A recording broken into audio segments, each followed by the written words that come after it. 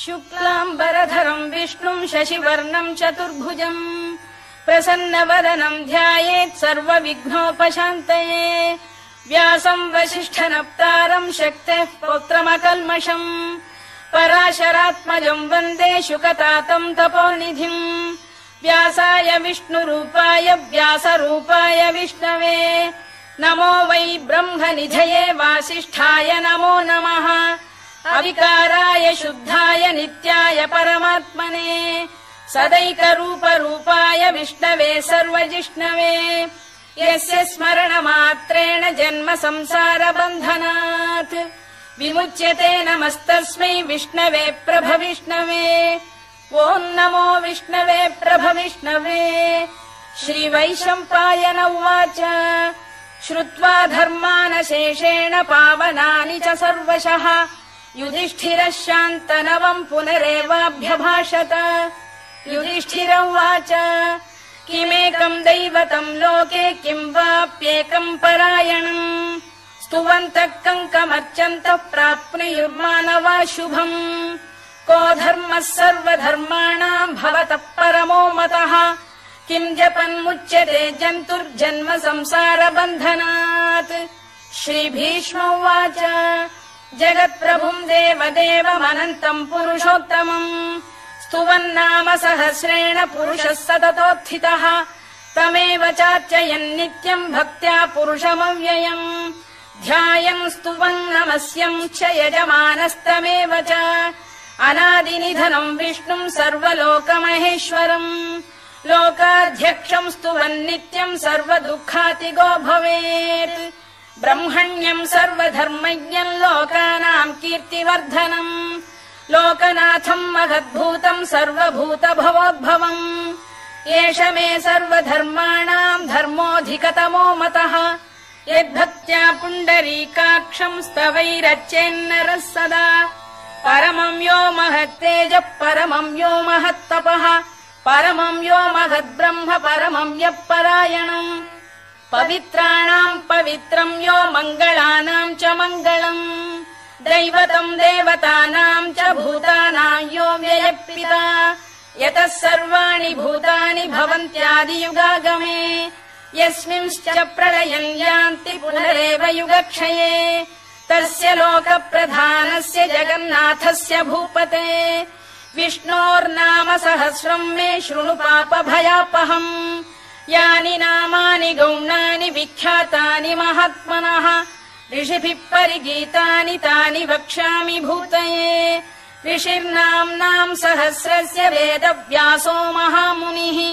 छन्दोऽनुष्टुप् तथा देवो भगवान् देवकीसुतः अमृतांशुद्भवो बीजम् शक्तिर्देवकी नन्दनः त्रिसामाहृदयम् तस्य शान्त्यर्थे विनियुज्यते विष्णुम् जिष्णुम् महाविष्णुम् प्रभविष्णुम् महेश्वरम् अनेकरूपदैत्यान्तम् नमामि पुरुषोत्तमम् अस्य श्रीविष्णोर्दिव्यसहस्रनामस्तोत्रमहामन्त्रस्य श्रीवेदव्यासो भगवान् ऋषिः अनुष्टुप्छन्दः श्रीमहाविष्णुः परमात्मा श्रीमन्नारायणो देवता अमृतांशुद्भवो भानुरिति बीजम् देवकी नन्दन श्रेष्ठेति शक्तिः उद्भवः क्षोभणो देव इति परमो मन्त्रः शङ्खबृन्नन्दकी चक्रीति कीलकम् शार्ङ्गधन्वा गदाधर इत्यस्त्रम् रथाङ्गपाणिरक्षोभ्य इति नेत्रम् त्रिसामासामगः सामेति कवचम् आनन्दम् परब्रह्मेति योनिः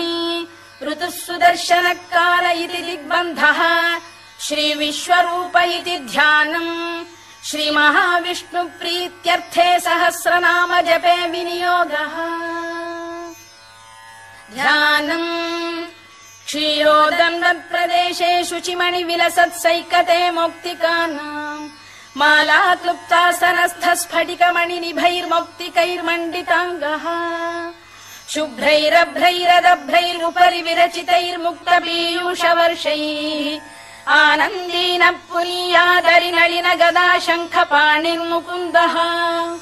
भूः पादौ यस्य नाभिर्वियदसुरनिलश्चन्द्रसूर्यौ च नेत्रे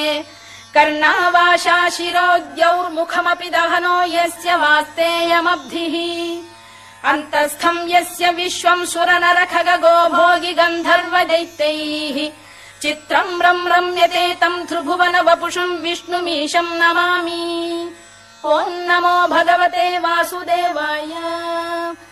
शान्ताकारम् भुजगशयनम् पद्मनाभम् सुरेशम् विश्वाधारम् गगनसदृशम् मेघवर्णम् शुभाङ्गम् लक्ष्मीकान्तम् कमलनयनम् योगिहृद्ध्यानगम्यम् वन्दे विष्णुम् भवभयहरम् सर्वलोकैकनाथम् मेघश्यामम् पीतकौशेयवासम् श्रीवत्साङ्कम् कौस्तुभोद्भासिताङ्गम् पुण्योपेतम् पुण्डरीकायताक्षम् विष्णुम् वन्दे सर्वलोकैकनाथम् नमः समस्तभूतानामादिभूताय भूभृते अनेकरूपरूपाय विष्णवे प्रभविष्णवे सशङ्खचक्रम् सकिरीटकुण्डलम् सपीतवस्त्रम् सरसीरुभेक्षणम् सहारवक्षस्थलशोभिकौस्तुभम् नमामि विष्णुम् शिरसा चतुर्भुजम् छायायाम् पारिजातस्य हेमसिंहासनोपरि आसीनमम्बुदश्याममायताक्षमलङ्कृतम् चन्द्राननम् चतुर्बाहुम् श्रीवत्साङ्कितवक्षसम् रुक्मिणी सत्यभामाभ्याम् सहितम् कृष्णमाश्रये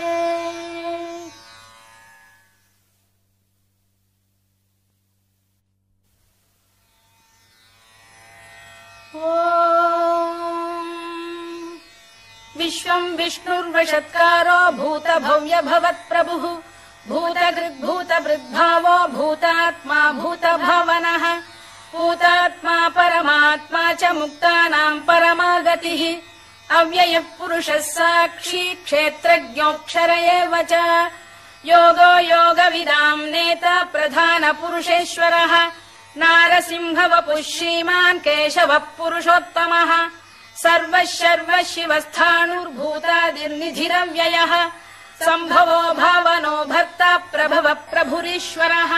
स्वयम्भूः शम्भुरादित्यः पुष्कराक्षो महास्वनः अनादिनिधनो धाता विधाता धातुरुत्तमः अप्रमेयो ऋषिकेशः पद्मनाभोऽमरप्रभुः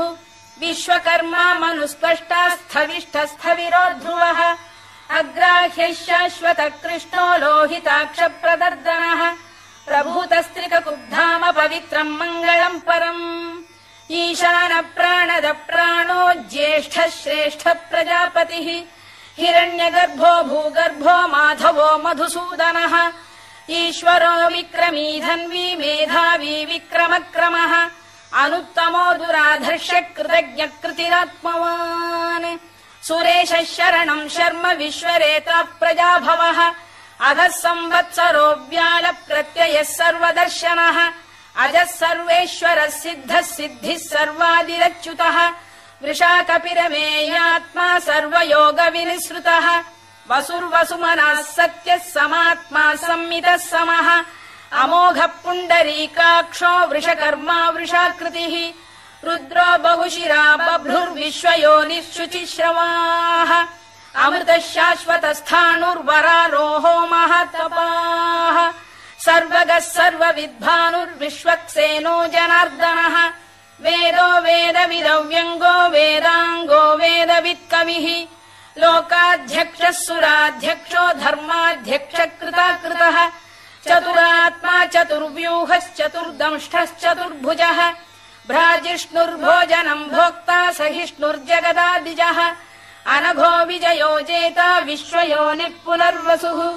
उपेन्द्रो वामनः प्रांशुरमोघः शुचिरूर्जितः अतीन्द्रः सङ्ग्रहः सर्गो धृतात्मा नियमो यमः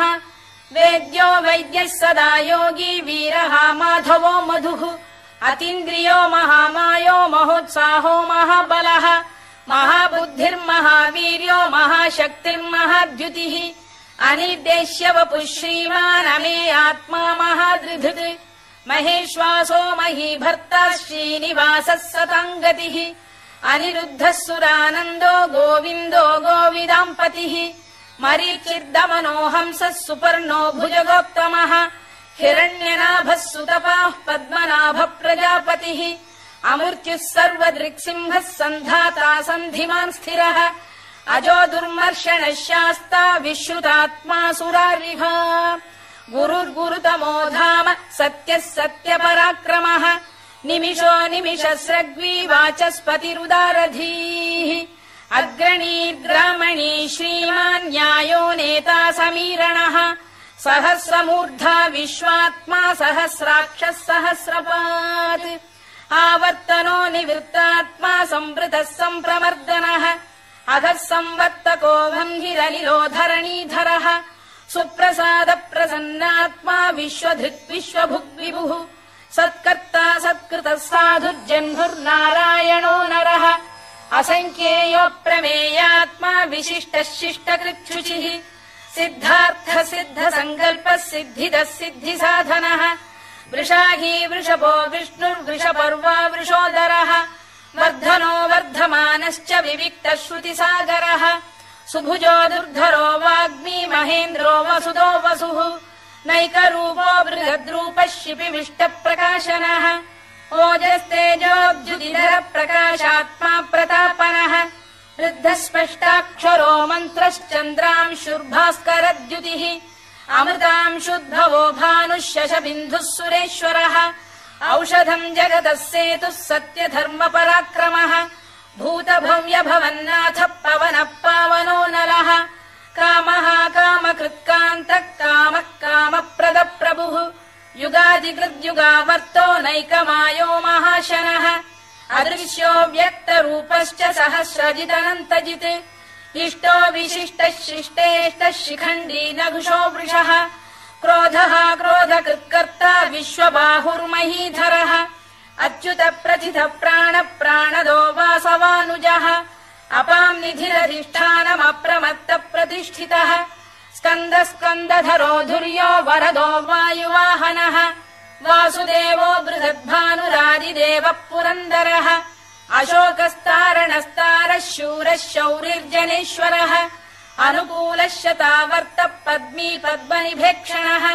पद्मनाभोरविन्दाक्षः पद्मगर्भः शरीरभृत् महर्धिर्वृद्धो वृद्धात्मा महाक्षो गरुडध्वजः अतुलः शरभो भीमः समयज्ञो हविर्हरिः सर्वलक्षणलक्षण्यो लक्ष्मीवान् समितिञ्जयः विक्षरो रोहितो मार्गो हेतुर्दामोदरः सहः महीधरो महाभागो वेगवानमिताशनः उद्भवः क्षोभणो देवः श्रीगर्भः परमेश्वरः करणम् कारणम् कर्ता विकर्ता गहनो गुहः व्यवसायो व्यवस्थानः संस्थानस्थानदो ध्रुवः परद्धिः परमस्पष्टस्तुष्टः पुष्टः शुभेक्षणः रामो विरामो विरतो मार्गो नेयो नयोनयः वीरः शक्तिमताम् श्रेष्ठो धर्मो धर्मविदुत्तमः वैकुण्ठः पुरुष प्राण प्राणद प्रणव पृथुः हिरण्यगर्भः शत्रुघ्नो व्याप्तो वायुरधोक्षजः ऋतुः सुदर्शनकालः परमेष्ठी परिग्रहः उग्रः संवत्सरो दक्षो विश्रामो विश्वदक्षिणः विस्तारस्थावरस्थाणुः प्रमाणम् बीजमव्ययम् अर्थोऽनर्थो महाकोशो महाभोगो महाधनः अनिर्विण्णस्थविष्ठो भूर्धर्मयूपो महामखः नक्षत्रनेमिर्नक्षत्री क्षमः क्षामः समीहनः यज्ञयुज्यो महेज्यश्च क्रतुः सत्रम् सताम् गतिः सर्वदर्शी विमुक्तात्मा सर्वज्ञो ज्ञानमुत्तमम् सुव्रतः सुमुखः सूक्ष्मः सुघोषः सुखदः सुहृद् मनोहरो जितक्रोधो वीरबाहुर्विदारणः स्वापनः स्ववशो व्यापी नैकात्मा नैककर्मकृत् वत्सरो वत्सलो वत्सी रत्नगर्भोधनेश्वरः धर्मकृद्धर्मकृद्धर्मी सदसक्षरमक्षरम् अविज्ञाता सहस्रांशुर्विधाता कृतलक्षणः गभस्तिनेमिः सत्तस्तः सिंहो भूतमहेश्वरः आदिदेवो महादेवो देवेशो देवभृद्गुरुः उत्तरो गोपतिर्गोप्ता ज्ञानगम्यः पुरातनः शरीरभूतभृद्भोक्ता कपीन्द्रो भूरि दक्षिणः सोमपो मृतपः सोमः पुरुजित् पुरुसत्तमः विनयो जयः सत्यसन्धो दाशार्हः सात्वताम् पतिः जीवो विनयिता साक्षी मुकुन्दोमित विक्रमः अम्भो निधिरनन्तात्मा महोदधिशयोऽन्तकः अजो महार्घः स्वाभाव्यो जिता मित्र प्रमोदनः आनन्दो नन्दनो नन्दः सत्यधर्मात्रिविक्रमः महर्षि कपिलाचार्य कृतज्ञो मेदिनीपतिः त्रिपदस्त्रिदशाध्यक्षो महाशृङ्गकृतान्तकृत् महावराहो गोविन्दः सुषेणः कनकाङ्गनी गुह्यो गभीरो गहनो गुप्तश्चक्रगदाधरः मेधास्वाङ्गो जितकृष्णो दृढः सङ्कर्षणोच्युतः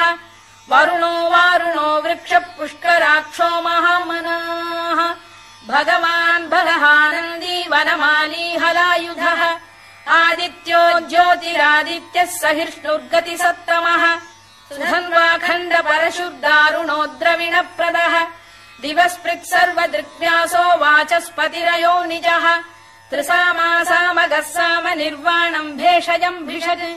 सन्न्यासकृच्छमः शान्तो निष्ठा शान्तिपरायणम् शुभाङ्गः शान्तिदः स्रष्टा कुमुदः कुवलेशयः गोहितो गोपतिर्गोप्ता वृषभाक्षो वृषप्रियः अनिवर्ती निवृत्तात्मा संक्षेप्ता क्षेमकृच्छिवः श्रीवत्सवक्षः श्रीवासः श्रीपतिः श्रीमताम्बरः श्रीरः श्रीशः श्रीनिवासः श्रीनिधिः श्रीविभावनः श्रीधर श्रीकर श्रेयः श्रीमान् लोकत्रयाश्रयः स्वक्षः स्वङ्गः शतानन्दो नन्दिर्ज्योतिर्गणेश्वरः विजितात्मा विधेयात्मा सत्कीर्तिश्छिन्न संशयः उदीर्णः सर्वतश्चक्षुरनीशः शाश्वतः स्थिरः भूषयो भूषणो भूतिर्विशोकः शोकनाशनः अर्चिष्मानर्चितः कुम्भो विशुद्धात्मा विशोधनः अनिरुद्धो प्रतिरथ प्रद्युम्नोमित विक्रमः कालनेमिनिः वीरः शौरिः शूरजनेश्वरः त्रिलोकात्मा त्रिलोकेशः केशवः केशिहा हरिः कामदेवः कामपालः कामी कान्तकृतागमः अनिर्देश्य वपुर्विष्णुर्वीरोऽनन्तो धनञ्जयः ब्रह्मण्यो ब्रह्मकृद्ब्रह्मा ब्रह्म ब्रह्मविवर्धनः ब्रह्मविब्राह्मणो ब्रह्मी ब्रह्मज्ञो ब्राह्मणप्रियः महाक्रमो महाकर्मा महातेजा महोरगः महाक्रतुर्महायज्वा महायज्ञो महाहविः स्तव्यस्तव प्रियस्तोत्रम् स्तुतिस्तोतारणप्रियः पूर्णः पूरयिता पुण्यः पुण्यकीर्तिरनामयः मनोजवस्तीर्थकरो वसुरेता वसुप्रदः वसुप्रदो वासुदेवो वसुर्वसुमनाहविः सद्गतिः सत्कृतिः सत्ता सद्भूतिः सत्परायणः शूरसेनो यदुश्रेष्ठः सन्निवासः सुयामुनः भूतावासो वासुदेवः सर्वासु निलयो नलः दर्पः दर्पदो दृप्तो दुर्धरोऽथापराजितः विश्वमूर्तिर्महामूर्तिर्दीप्तमूर्तिरमूर्तिमान् अनेकमूर्तिरव्यक्तः शतमूर्तिः शताननः एकोनैकः स वक् किम् यत्तत्पदमनुत्तमम् लोकबन्धुर्लोकनाथो माधवो भक्तवत्सलः सुवर्णवर्णो हेमाङ्गो वराङ्गश्चन्दनाङ्गदी वीरः विषमः शून्यो घृता शीरचरश्चलः अमानी मानदो मान्यो लोकस्वामी त्रिलोकधृत् सुमेधा मेधजो धन्यः सत्यमेधाधराधरः तेजो वृषोद्युतिधरः सर्वशस्त्रभृताम्बरः प्रग्रहो निग्रहो व्यग्रो नैकशृङ्गो गदाग्रजः चतुर्मूर्तिश्चतुर्बाहुश्चतुर्व्यूहश्चतुर्गतिः चतुरात्मा चतुर्भावश्चतुर्वेदविदेकपात् समावर्तो निवृत्तात्मा दुर्जयो दुरधिक्रमः दुर्लभो दुर्गमो दुर्गो दुरावासो दुरारिः शुभाङ्गो लोकसारङ्गः सुतन्तुस्तन्तुवर्धनः इन्द्रकर्मा महाकर्मा कृतकर्मा कृतागमः उद्भवः सुन्दरः सुन्दो रत्ननाभः सुलोचनः अर्को वाजसनः शृङ्गी जयन्तः सर्वविजयी सुवर्णबिन्दुरक्षोभ्यः सर्ववागीश्वरेश्वरः महाह्रदो महागर्तो महाभूतो महानिधिः कुमुद कुन्दर कुन्द पर्जन्यः पावनो निलः अमृताशोऽमृतवपुः सर्वज्ञः सर्वतोमुखः सुलभः सुव्रतः सिद्धः शत्रुजिच्छत्रुतापनः न्यग्रोधोदुम्बरोश्चक्षाणूरान्ध्रैषूदनः सहस्रार्चिः सप्तजिह्वः सप्तैधाः सप्तवाहनः अमूर्तिरनघोचिन्त्यो भयकृद्भयनाशनः अणुबृहत्कृशस्थूलो गुणभिर्निर्गुणो महान् अधृतस्वधृतस्वास्य प्राग्वंशो वंशवर्धनः भारभृत्कथितो योगी योगीशः सर्वकामदः आश्रमश्रमणः क्षामः सुपर्णो वायुवाहनः धनुर्धरो धनुर्वेदो दण्डो दमयिता दमः अपराजितः सर्वसहो नियन्ता नियमो यमः सत्त्ववान् सात्विकः सत्यः सत्यधर्मपरायणः अभिप्रायप्रियार्होः प्रियकृत्प्रीतिवर्धनः विहाय सगतिर्ज्योतिः सुरुचिर्कुतभुक् विभुः रविर्विरोचनः सूर्यः सवितारविलोचनः अनन्तो हुतभुग्भोक्ता सुखदो नैकजोऽग्रजः अनिर्विण्णः सदामर्षी लोकाधिष्ठानमद्भुतः सनात्सनातनतमः कपिलः कपिरव्ययः स्वस्तिदः स्वस्तिकृत् स्वस्ति स्वस्ति भुक् स्वस्ति दक्षिणः अरौद्रः कुण्डली चक्री विक्रम्यूर्जितशासनः शब्दातिकः शब्दसः शिशिरः शर्वरीकरः अक्रूरपेशलो दक्षो दक्षिणः क्षमिणाम्बरः विद्वत्तमो वीतभयः पुण्यश्रवणकीर्तनः उत्तारणो दुष्कृतिः पुण्यो दुःस्वप्ननाशनः वीरः रक्षणः सन्तो जीवनः पर्यवस्थितः अनन्तरूपोऽनन्तः श्रीर्जितमन्युर्भयापहः चतुरश्रो गभीरात्मा विदिशो व्यादिशो दिशः अनाधिर्भूर्भुवो लक्ष्मी सुवीरो रुचिराङ्गदः जननो जनजन्मादिर्भीमो भीमपराक्रमः आधारनिलयो धाता पुष्पहास प्रजागरः ऊर्ध्वगः सत्पथाचार प्राणद प्रणवप्रणः प्रमाणम् प्राणनिलय प्राणभृत्प्राणजीवनः तत्त्वम् तत्त्वविदेकात्मा जन्म मृत्युजरातिगः भूर्भुवः स्वस्तरुस्तारः सविता प्रपितामहः यज्ञो यज्ञपतिर्यज्वा यज्ञाङ्गो यज्ञवाहनः यज्ञभृद्यज्ञकृद्यज्ञी यज्ञभुग्यज्ञसाधनः यज्ञान्तकृद्यज्ञगुह्यमन्नमन्नाद एव च आत्मयोनिः स्वयम् जातो वैखानः सामगायनः देवकीनन्दनः स्रष्टा क्षितीशः पापनाशनः शङ्खबृन्नन्दकी चक्री शार्ङ्गधन्वा गदाधरः तथाङ्गपाणिरक्षोभ्यः सर्वप्रहरणायुधः सर्वप्रहरणायुधवोन्नम इति वनमाली गरीशाङ्गी शङ्खी चक्री च नन्दकी श्रीमान्नारायणो विष्णुर्वासुदेवोऽभिरक्षतु वनमाली गरीशाङ्गी शङ्खी चक्री च नन्दकी श्रीमान्नारायणो विष्णुर्वासुदेवोऽभिरक्षतु वनमाली गरीशाङ्गी शङ्खी चक्री च नन्दकी श्रीमान्नारायणो विष्णुर्वासुदेवोऽभिरक्षतु इतीदम् कीर्तनीयस्य केशवस्य महात्मनः नाम्नाम् सहस्रम् दिव्यानामशेषेण प्रकीर्तितम् य इदम् शृणुयान् नित्यम् यश्चापि परिकीर्तयेत् नाशुभम् प्राप्नुयात् किञ्चित् सोमुत्रेह च मानवः वेदान्तको ब्राह्मणः स्यात् क्षत्रियो विजयी भवेत् वैश्यो धनसमृद्धः स्यात् क्षूद्रः सुखमवाप्नुयात् धर्मार्थी प्राप्नुयात् धर्ममर्थार्थी चार्थमाप्नुयात् कामानवाप्नुयात् कामी प्रजार्थी चाप्नुयात् प्रजाम् भक्तिमान् यः सदोत्थाय शुचिस्तद्गतमानसः सहस्रम् वासुदेवस्य नाम्नामेतत् प्रकीर्तयेत् यशः प्राप्नोति विपुलम् याति प्राधान्यमेव च अचलाम् श्रियमाप्नोति श्रेयः प्राप्नोत्यनुत्तमम् न भयम् क्वचिदाप्नोति वीर्यम् तेजश्च विन्दति भवत्यरोगोद्युतिमान् बलरूपगुणान्वितः रोगार्तो मुच्यते रोगात् बद्धो मुच्येत बन्धनात् भयान्मुच्येत भीतस्तु मुच्येतापन्न आपदः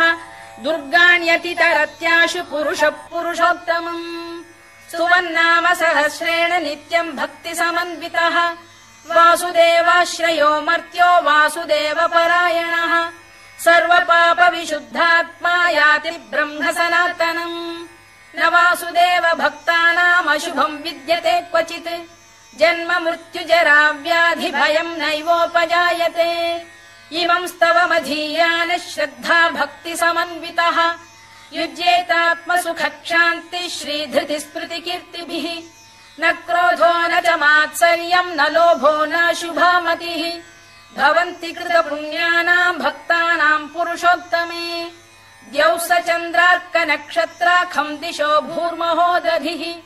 वासुदेवस्य वीर्येण विधृतानि महात्मनः ससुरासुरगन्धर्वम् स यक्षोरगराक्षसम् जगत्वशे वर्ततेदम् कृष्णस्य सचराचरम् इन्द्रियाणि मनो बुद्धिः सत्त्वम् तेजो बलम् धृतिः वासुदेवात्मकान्याहुः क्षेत्रम् क्षेत्रज्ञ एव च सर्वागमानामाचार प्रथमम् परिकल्पते आचार प्रभवो धर्मो धर्मस्य प्रभुरच्युतः ऋषयः पितरो देवा महाभूतानि धातवः जङ्गमा जङ्गमम् चेदम् जगन्नारायणोद्भवम्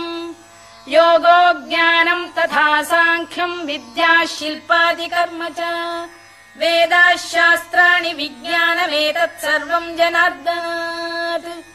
एको विष्णुर्महद्भूतम् पृथग्भूतान्यनेकशः त्रीन् लोकान् व्याप्य भूतात्मा भुङ्क्ते विश्वभुवव्ययः इमम् स्तवम् भगवतो विष्णोर्व्यासेन कीर्तितम् पठेद्य इच्छेत् पुरुषः श्रेयत् प्राप्तुम् सुखानि च विश्वेश्वरमजम् देवम् जगतः प्रभुमव्ययम् भजन्ति ये पुष्कराक्षम् न ते यान्ति पराभवम् न ते यान्ति पराभवम् ओन्नम इति अर्जुनोवाच पद्मपत्र विशालाक्ष पद्मनाभसुरोत्तम भक्तानामनुरक्तानाम् त्राता भव जनार्दन श्रीभगवानुवाच यो माम् नाम सहस्रेण स्तोतुमिच्छति पाण्डव सोऽहमेकेन श्लोकेन स्तुत एव न संशयः स्तुत एव न संशयोऽन्नम इति व्यास उवाच वासनाद्वासुदेवस्य वासितम् भुवनत्रयम् सर्वभूतनिवासोऽसि वासुदेव नमोऽस्तु ते वासुदेव नमोऽस्तु ते ओन्नम इति पार्वत्युवाच केनोपायेन लघुना विष्णोर्नाम सहस्रकम् पठ्यते पण्डितैर्नित्यम् श्रोतुमिच्छाम्यहम् प्रभो ईश्वर उवाच श्रीराम राम रामेति रमे रामे मनोरमे सहस्रनाम तत्तुल्यम् राम नाम वरानने श्रीराम राम रामेति रमे रामे मनोरमे सहस्रनाम तत्तुल्यम् राम नाम वरानने श्रीराम राम रामेति रमे रामे मनोरमे सहस्रनाम तत्तुल्यम् राम नाम वरानने राम नाम वरानन ओन्नम इति ब्रह्मोवाच नमोऽस्त्वनन्ताय सहस्रमूर्तये सहस्रपादाक्षि शिरोरुबाहवे सहस्रनाम्ने पुरुषाय शाश्वते सहस्रकोटियुगधारिणे नमः सहस्रकोटियुगधारिणे नम ओन्नम इति सञ्जय उवाच यत्र योगेश्वर कृष्णो यत्र पार्थो धनुर्धरः तत्र श्रीर्विजयो भूतिर्ध्रुवानीतिर्मतिर्मम श्रीभगवानुवाच अनन्याश्चिन्तयन्तो मां ये जनाः पर्युपासते तेषाम् नित्याभियुक्तानां योगक्षेमम् वहाम्यहम् परित्राणाय साधूनां विनाशाय च दुष्कृताम् धर्म संस्थापनार्थाय सम्भवामि युगे युगे आर्ता विषण्णाः शिथिलाश्च भीता घोरेषु च व्याधिषु वर्तमानाः संकीर्त्य नारायण शब्दमात्रम् विमुक्त दुःखाः सुखिनो भवन्तु कायेन वाचा मनसेन्द्रियैर्वा बुद्ध्यात्मना वा प्रकृते स्वभावात् करोमि यद्यत् सकलम् परस्मै नारायणायेति समर्पयामि।